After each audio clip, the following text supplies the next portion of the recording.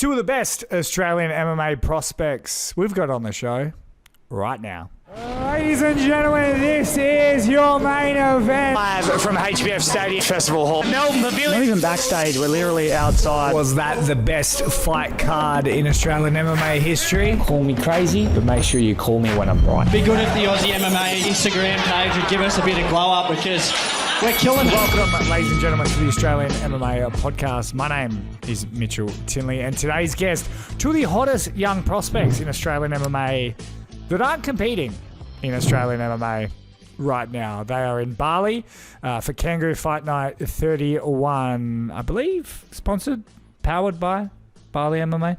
And they're both taking on two international fighters. You even find out in this interview that Colby Thicknesse's original opponent has fallen out and he has a new one. But both these boys are really highly touted. They're out of Freestyle MMA, of course, the great Alex Volkanovski's gym. You don't have to be a huge fan of Australian MMA to know that. These boys are really highly touted. Colby Thicknesse has had some ups and downs in his career, mainly just physically. He's had some injuries. He's undefeated, 4-0, and he's basically the number one contender for the Hex bantamweight title, and especially with Cody Haddon moving on, you would expect him to be fighting for that belt very soon. He's expected to do great things. Colby Thicknesse is kind of like the freestyle MMA protege, and the heir to the heir of the throne that is Colby Thicknesse Kasib Murdoch. He's a Kiwi boy who has come across the ditch to train with Freestyle MMA, another bantamweight, 1-0, looking to go 2-0 at Canggu Fight Night. He was 9-0 as an amateur, stud of a fighter, once again, really highly touted, but struggled to sort of get his fights professionally until, took a fight in Canggu Fight Night, which a bit unique from Australian MMA point of view, but he made his way over and I think won by ground and pound. So he's looking to go 2-0 in not just Canggu Fight Night in Bali, but just his career overall. Both these boys, very funny chat. Colby Thicknesse, very underrated in the stand-up game, and I don't mean punching. I mean jokes. He's very funny.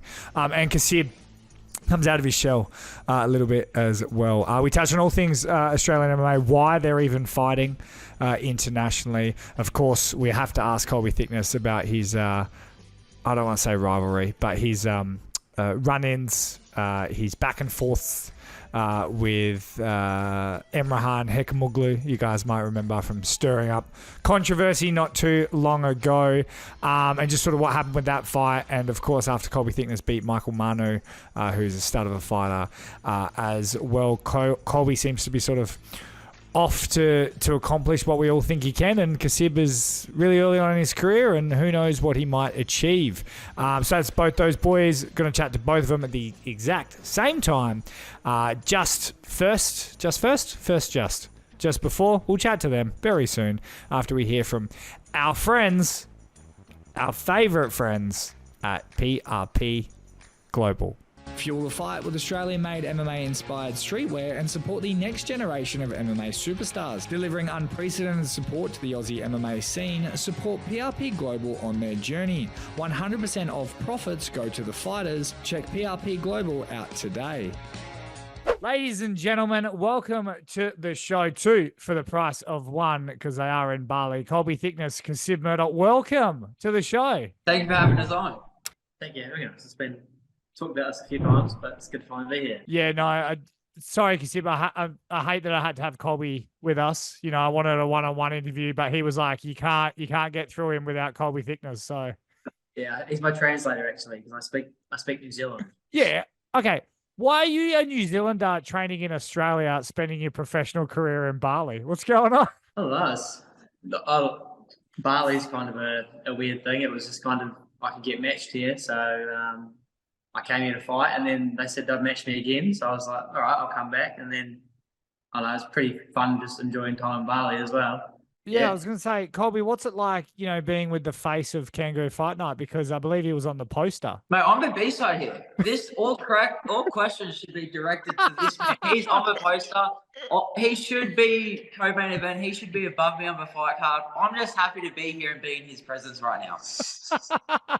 Well, I mean, something must be going well there, because you, Colby, have fought on some of the biggest shows in Australia, and you got Kasib Murdoch dragging you all the way to Bali to compete at Canggu Fight Night. Now, I've heard good things, but to get the great Colby Thicknesse, I mean, what's Bali doing for you boys? What are they? I mean, I can see the amazing house you're in. Are they, I don't know, paying you under They the gave table? me a bunch of vouchers for massage parlors, so I just that's how they're paying me. Instead of a fight pass, they just gave me vouchers. I'm like, I'm in. Well, that is actually what I have to ask both you boys. Do they go like, 2,000 to fight, and you're like, nah, 3,000, I'm walking away, and they're like, no, and then so you have to barter your paycheck? No, not quite, but they definitely look after us. Some of the But no, I mean, I do have to ask you, Colby, like, you don't normally see guys, this is going to sound so insulting. You don't normally see guys of your skill level fighting in, but Kasib, you're amazing. You'll be a champion.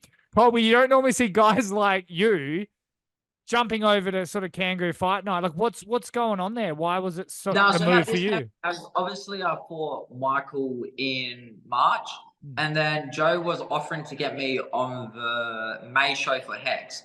But I actually had a bone bruise going into that Marnie fight, so I had to sort of take a little bit of time. You actually commented on it while I was wearing a shin pad after the thing. So yeah, I had that injury. It was funny enough, before that fight, it was like my first time kicking back. I kicked the pad and I fucked it completely again. So I had to take time for it to heal. And then we're gonna push for June for Melbourne, same card Jarrett and Justin fought on. And Hex, they kept trying to find me someone. If Cody hadn't, that's what it was lined up from how that March show played out. But obviously that didn't happen. And then probably end of May, I should say, start of June, Joe's like, hey, they can match up in Canggu because nothing on the Oz scene was going to happen. So I had a good probably 8-9 weeks notice of this fight. It was at that point where I was fit, healthy, I was training hard as usual. I just wanted to get a fight. And they said Cody might not be ready till September. And I didn't really want to do that cross promotion thing. I wanted to stay loyal to Hex. And then I was like, well, if that happens, I'll just go international. And then they offered me this fight. And I mean, did you hear from Kasib about how they sort of handle athletes and whatnot? Did you pass on any advice as to what it was like being, of course, the face of Bali MMA now? I think I came back last time and I partly convinced him. I was like, he completely convinced me. And, he's like, instead of going to Melbourne in June where it's cold, go to Bali in July where it's 28 degrees and you can just walk around with your shirt off all day and love life. Well, I mean, in terms of fighting in Bali, what's like insurance like, or medicals like? Do you have travel insurance for when you do MMA fights in Bali? Yeah, my mum bought it for me because she was worried. She's got no faith. Exactly. Boys, you're both taking on two Polish boys, I believe. Look, I was practicing this before. Kasib, you're taking on Roy Martin Sittenjak, and Colby, you're taking on Jaka Maruba Naibaho. Well, I guess I can give you. Yeah, well, that fight's not happening anymore. Come on, Colby. No, so so it's, I don't know. We got sent with new posters, but no. So they found a replacement at featherweight now. So yeah, it happened day before we flew out, or day I was flying out. Like, he's out. We can find you someone at featherweight. So I'm fighting a dude from Bali MMA now. So it's weird. So we're training there, but I'm also fighting there. So when we're doing our morning hit outs, there's definitely be like a lot of eyes on me. So I've been really like sharpening my like Taekwondo skills and that sort of thing. It's been spinning. Yeah, a lot of like pulling guard and just sort of just. I drew a couple of Imanari rolls. You never know. Well, do you reckon they booked the fight after watching you train, or before? Before. No, they probably booked it after. I reckon definitely. Yeah, they're like, I'll smash him, so we'll put him against him. Yeah. Smart thing by Bali MMA boys. Well, I mean, do you know anything about your opponent? Oh, so what happened was, funny enough, I was actually at the physio on a Sunday, and then Joe just started sending me topologies of people, and I'm like, well, obviously this isn't good. And then so I said yes to a dude, 4-1 Russian dude, like 4 finishes, good win streak and that. And then at 63, and then that didn't come through. And then Joe said, hey, they're happy to match you at 66 and we can lock it in now straight away. So I think a guy from Bali MMA. And I was like, save this weight and saves, because I had to start fight week the next day. So I was on weight to cut to bantamweight, but obviously I do a decent cut to bantamweight. So I didn't want to have weight in 3-4 days and have 2 days to cut 6-7 kilos sort of thing. So I just said yes to the featherweight fight, and that's sort of how that came about. Are you stoked about those extra 3 kilos? Oh, mate, I'm enjoying food. I'm eating what this man can't eat. Yeah. Well, I mean, Kasib, we were all like looking forward to your professional career and your professional debut, and then you went and sneakily took it away from us, took it to a non-streamed Bali Canggu Fight Night, which was so rude of you. Do you know if this card will be streamed at all? Yeah, so it's not going to be streamed publicly, but it's going to be streamed on Instagram. I think Colby's going to stream his fight on his Instagram, and I'm going to stream either mine on my Instagram or the Freestyle Instagram. So it'll be on one of those two. Go your Instagram, bro. Get my ears up. It's a weird. That's a weird. That's like a weird illegal like streaming like plug there, but yeah, no, we'll get it rocking. I'll share it too. I actually, That's a free one. I actually nearly came over just for you guys. It was nearly like the biggest excuse ever. I'm like, oh no, they're it's massive fights. Like I need a trip to Bali right now. Oh mate, it's terrible. You wouldn't like it whatsoever. You made the right decision of staying in Perth. I'm telling you. Not missing out. Boys, tell us about the sort of new management going on. Like there seems to be a lot of fighters from Freestyle MMA all of a sudden signing with the exact same promotion group. What's going on there? So basically what happened with that is Joe's always sort of managed us in that, and there was sort of people doing little bits and pieces and that. And then basically Joe and Tara's just went together and they just wanted to have like a more official thing, especially when we start, as we're all trying to push for the bigger promotions. It's hard if you've got some people saying this thing, something to that one. So all it is we've always been with Tara and Joe, and they just sort of made it more of this official company. So a bit more like social media, branding, and everything behind it. Oh, that's really cool. So we're going to be able to see one of the greatest UFC fighters of all time go join Instagram of like 12 followers, that management group. I can totally see that Volk's going to push off his multi-million-dollar management and start with you guys. Well, it would be a fool not to, I think. Like the opportunity they can provide compared to where he's at now, it's just, you can't compare the two. Well, I mean, this would be a perfect time as well to sort of bring up some of the support you guys are getting. I mean, PRP Global, even just for you, I mean, look, full disclosure, I mean, everyone's well aware that we're doing a little bit together as well. Like, how important are those sorts of, well, this is totally the ad bit. How important are those sorts of like relationships and stuff for you, Colby, to sort of make your training and life as a fighter easier? Oh, honestly, man, it gives me the ability to just focus on being a full-time fighter and a full-time athlete. So that'll help out with my nutrition, my meals. Say even here, there was a hiccup where they had us flying to Singapore, landing at Singapore at 3 a.m., staying there for 5 hours, then flying to Bali on like the Tuesday morning. And so we contacted Ryan and the boys from PAP, and they were able to sort us out at like afternoon direct flight. Saved us like an extra 10, 16 hours of travel sort of thing. So little things like that where you can get it done. But obviously, especially with me I cut like a decent amount of weight sort of thing. I was like, man, I don't want to be stuck in airports for 24 hours on my first day of fight week and stuff like that. So obviously all this stuff they do in the camp and that, but even like these last minute things, I run Ryan and within 45 minutes, he sort of flies out for like all 3 bars and that. So it's incredible. Yeah. I was going to say, Kasib, like what's your sort of, as you get into the professional ranks now, you obviously there's sponsors and management and all that sort of stuff. What's that like for you? Yeah, I think I'm in a perfect spot for it, to be honest. Like Joe has helped pretty much. He helped me stay in Australia. Like I moved over, I kind of came over and I was kind of thinking, oh, I might have to just move back and then come back over eventually. But Joe just kind of, I don't know, pulled some strings to help me so I could stay here and be a full-time fighter. He adopted you, didn't he? Yeah, pretty much. He employed him in a sweatshop. Well, I mean, what's the deal? Is that some sort of trade? Did we trade the Maokis to go train in New Zealand and then we got you? I guess so. I don't know. I think it's just the way it worked out. As your professional career has, started, Colby's been a pro for about 27 years, but your pro career, I mean, Has it been off to kind of the start that you thought it would, or coming off the back of that amateur career? No, it was very delayed compared to what I thought it was going to be. I thought I was going to come over to Australia, and I was like, oh, there's going to be heaps of Australians that are going to fight me. I'm going to be able to get heaps of fights and be busy.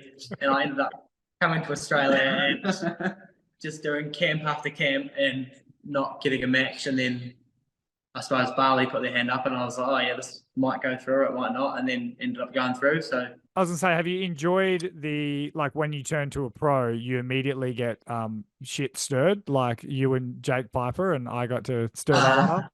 Yeah, it was kind of funny to watch on the sideline. I mean, I was just keen to fight. I didn't have a problem with the guy at all. I was seeing he needed a match, and I was like, "Yep, I'll do it. Let's make it happen." Colby, have you passed on any advice? Because you've had some, like, all jokes aside, you've had some real ups and some real downs in your career. Like, have you passed that on to Kasib, or are you sort of keeping that as a bit of a secret? No, he's pretty good at if I like ever have like problems or anything, he's pretty good at solving those. Like he's had more injuries than most people. Been put on the sideline a lot, but yeah, he's still. Yeah, no, there's nothing that like I always say with teammates, like a brother relationship sort of thing, and the only people that can get you better are people you see in day out. So I feel like if I hold back anything, not just from him, Jarrett, like if we hold back anything from each other because we're trying to be selfish and too worried about winning ourselves, it's going to take away from the whole group environment, which is all going to help us get better. So yeah, I'm an open book. Like we share things, we'll chat techniques, we'll even drill him. I'm like, oh, maybe do this, and it's like, all right, what about if I do it this way? So there's always that constant communication and feedback, which I think you need. I think just being surrounded by people like Colby and Jarrett and Justin and Volk and everyone else at the gym, it just almost, I don't know, just makes you want to be like more like how they are. And it's a good environment. Australian, he's trying to say. Kiwi. Do you guys get, and this is a weird question as well, but do you guys get kind of sick of being referred to as like, oh, it's Volkanovski's teammates at Freestyle MMA? Like, do you ever get tired of that? Nah, I rate it. How bad is that to be a teammate to one of the greatest fighters to ever live? What a shame that is. Like realistically, like it's great. It's like you're associated with that name, and look at what he's done and what he continues to do. So even just to be like, oh, these guys train with him, it's fucking awesome. Even to be fair, like it kind of puts us on the map. Like we were just out in public today, and like there's some random guy. He obviously wasn't a fan of the sport, but he knew who Volkanovski was, and we were like, oh, actually. Sold him 2 tickets, so now we actually make some money from this fight.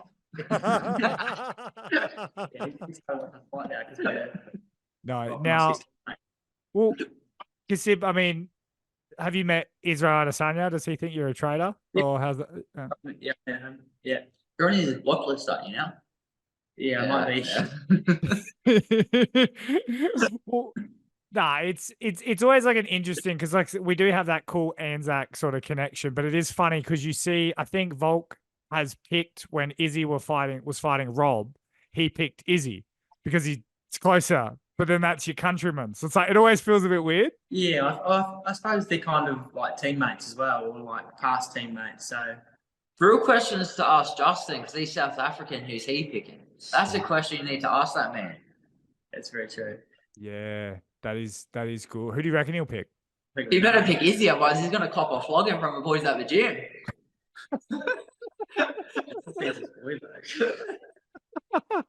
Well, Colby, question for you as well.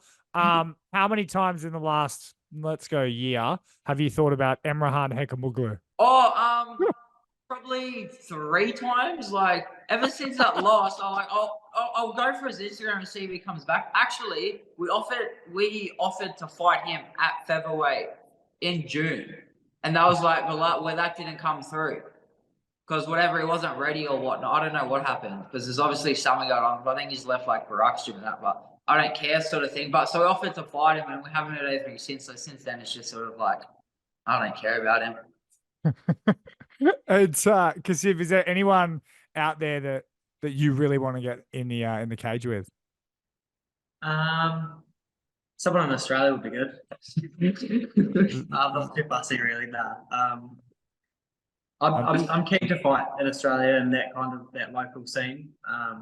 Just waiting to get a fight there. There's a guy next to you. Oh, not him. He'll smash me. Someone I can beat, please. Is there a little bit of like, I mean, I know you guys would never say it and you would never, but is there like bits of each other's game where you're like, man, I've really got his number on this one and I sort of rub it in a bit? Have you seen this dude's legs, bro? They're like tree trunks. I've got these little skinny legs and he's got like bigger legs than Volk, bro. So yeah, there's one comes to mind straight away. I see this dude doing squats and that at the gym. I'm like, why can't I have legs like that?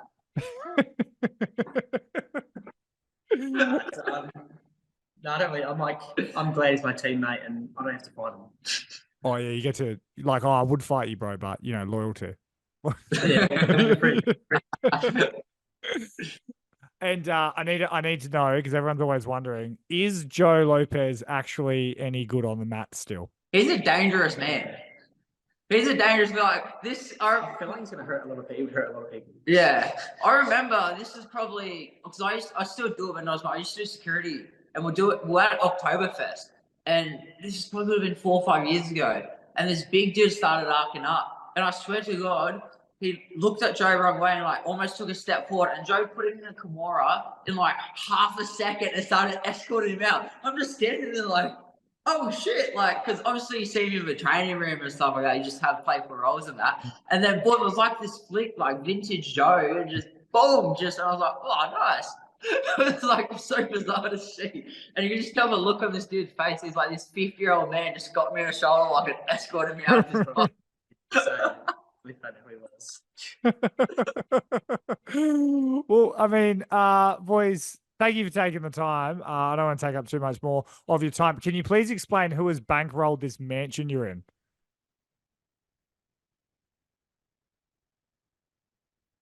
We had to do some special things to get this place, and let's just say I'm not sitting down right now because I haven't been able to for the past couple of days. I can't believe the longest pause ever made you guys sound like the dodgiest guys in the world. Let's just say we brought a few boogie boards over. Stop it. Kasib, don't hang out with him, man. You're in trouble. On the mats, it's fine. Off the mats, just run. Just go find other friends. Who's going to get you in trouble? That's that t-shirt you're wearing makes a whole lot of sense right now. I thought get this t-shirt out there. I think you can still buy them at Freestyle. Oh really? Yeah. Oh nice. I like that. Colby, you got a t-shirt, don't you? A little t-shirt code or anything like that? No, I have my supporter shirt. So if you want to wear me in public, flexing, please buy one because I heard it's a great look and people love it. So buy one, please. Well, I need my money. They would have seen a PRP ad in this video, so they know where to go. Boys, before I do let you go though, predictions for the 21st of July, Canggu Fight Night 31. You're fucking superstar here, bro. You go first. Yeah, I reckon just from this little bit of footage of the guy I've watched, he comes in kind of messy, he's going to try to take me down. I reckon I'm going to catch him on the feet and then probably finish him on the ground with maybe a sub first or second round. All right. Colbs? Yeah, I think he has a real high guard sort of style. I think I'm gonna hurt him up the middle pretty early, and then I'm gonna get him down and choke him out within a round. I love it. All right, boys. Well, best of luck. I'll be looking on your dodgy Nokia streams from your Instagram page, and I'll be watching it ready to go. So best of luck, boys, and chat when you're home if you make it. Yeah, awesome. Thank you very much. Thank you for having us, Mitch. If not, from yourselves.